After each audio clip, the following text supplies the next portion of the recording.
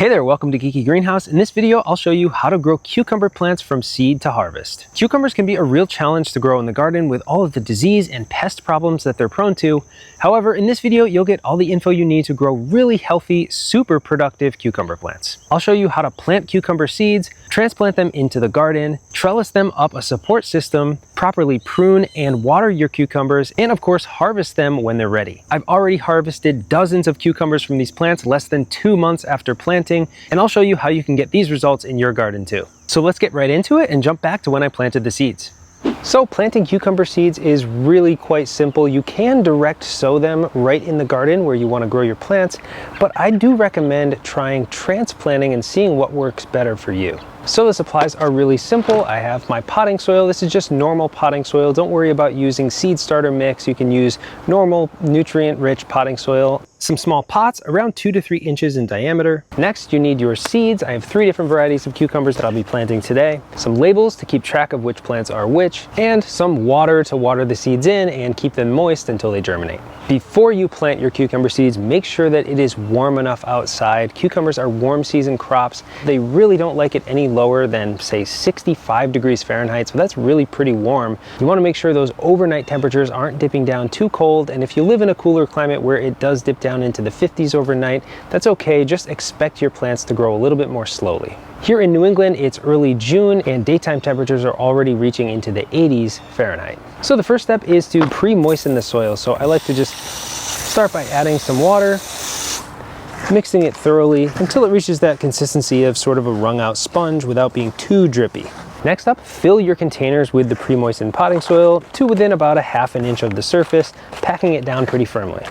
After your pots are filled with soil, this is the point at which I recommend putting in your plant labels so that you can keep track of things and you won't forget which plant is which. All that's left to do is to plant our seeds, and it's really simple with cucumbers. You plant about a ½ an inch deep.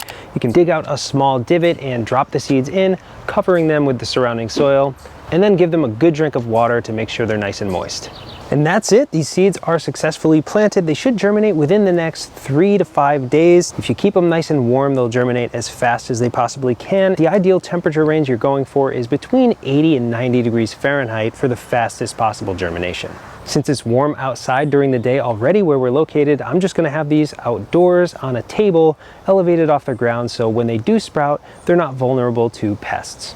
One other tip to keep in mind during germination is to never let the seeds dry out while they're trying to sprout. If you let the seeds dry out, it can terminate the plant altogether and you can basically end up with nothing. So make sure that you're spritzing the surface of the soil whenever it looks at all dried out, or just watering once a day to keep the soil nice and moist.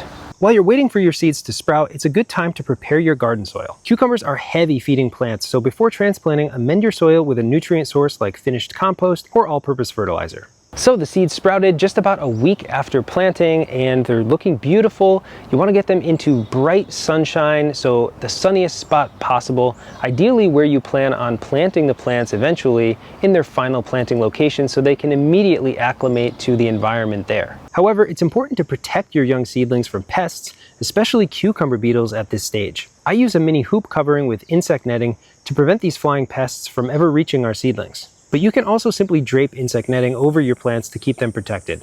Another week or so and the plants are ready to be transplanted.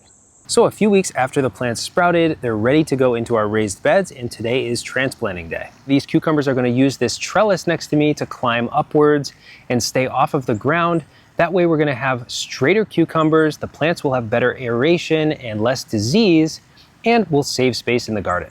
So along this 8-foot bed, I'm gonna plant 3 cucumber plants, one of each variety that I have here. The other plants will be going elsewhere, and these will be spaced about 2 feet apart.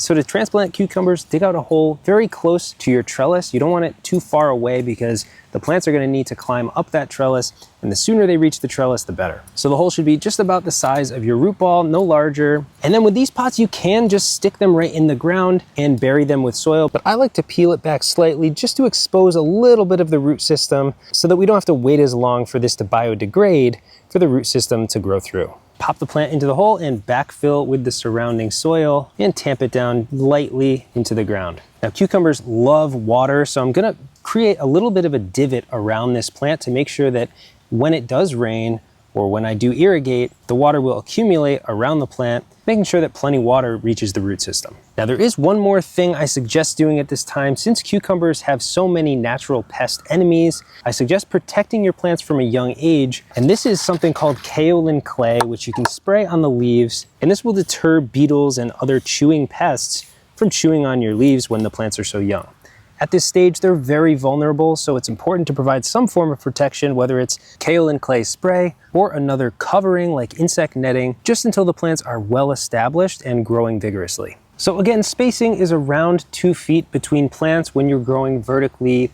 If you don't have a vertical structure for your cucumbers to climb, you will want to space them apart farther, more like 3 feet between plants to allow them to sprawl and spread out. I do highly suggest building something for your cucumbers to climb. At the very least, a tall, sturdy stake will do. This is just some 6-inch trellis netting attached to some 2x4s that are on either side of this raised bed, and that will suffice. Cucumbers are natural climbers. They want to climb up something. They will produce tendrils and attach themselves to whatever is nearby so that they can stay vertical and off the ground. So with the cucumbers in the ground, all that's left to do is water them in and make sure that we keep them protected over the next few weeks. It's also a great idea to apply a thick layer of mulch like straw or dried leaves. This improves water retention, which is critical for optimal cucumber growth. A few weeks later, and the plants have quickly grown over a foot tall. At this point, you want to start tying the main stem to your trellis at about 8 to 12 inch intervals, keeping the plants upright. When it comes to watering cucumbers, these plants can be quite thirsty. Water deeply and evenly to keep the ground moist at all times. The plants should never become wilted from dehydration, but you should also avoid waterlogging the soil with too much water. The goal should always be an evenly saturated, well-draining soil.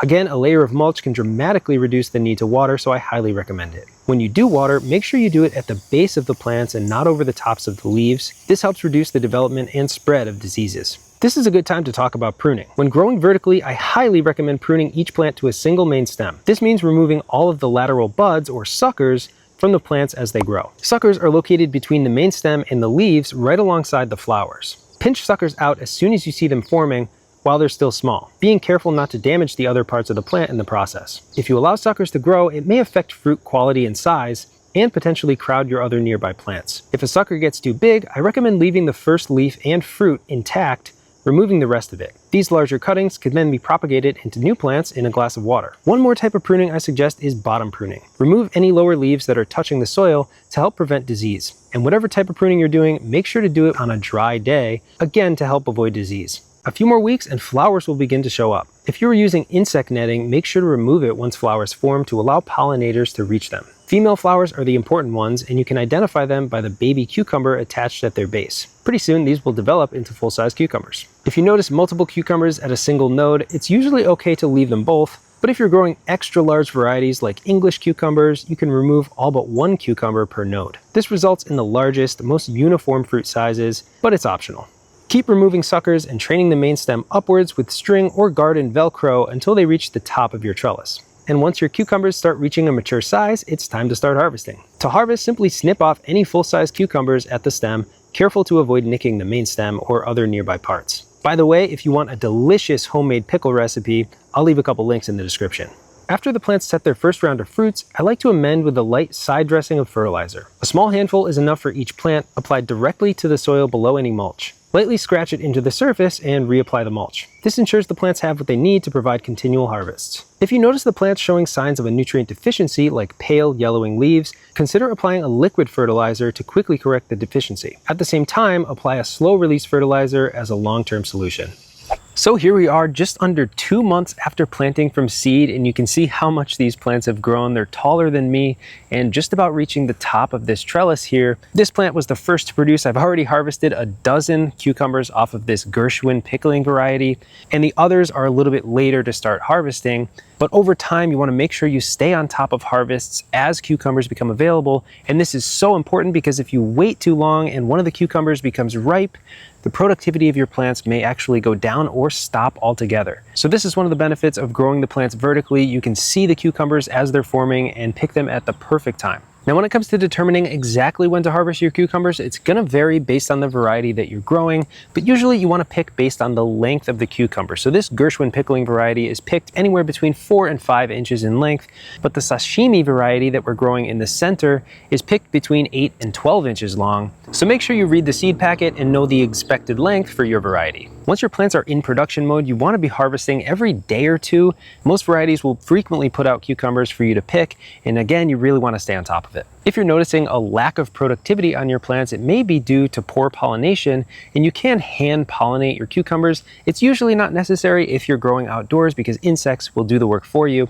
And if you're growing parthenocarpic varieties, which don't require male pollination, then you don't have to worry about this at all. I hope this video helps you get amazing results with your cucumber plants like we've had this season. If you have any questions, leave them in the comments below and consider subscribing to our channel. Thanks for watching, and I'll see you next time.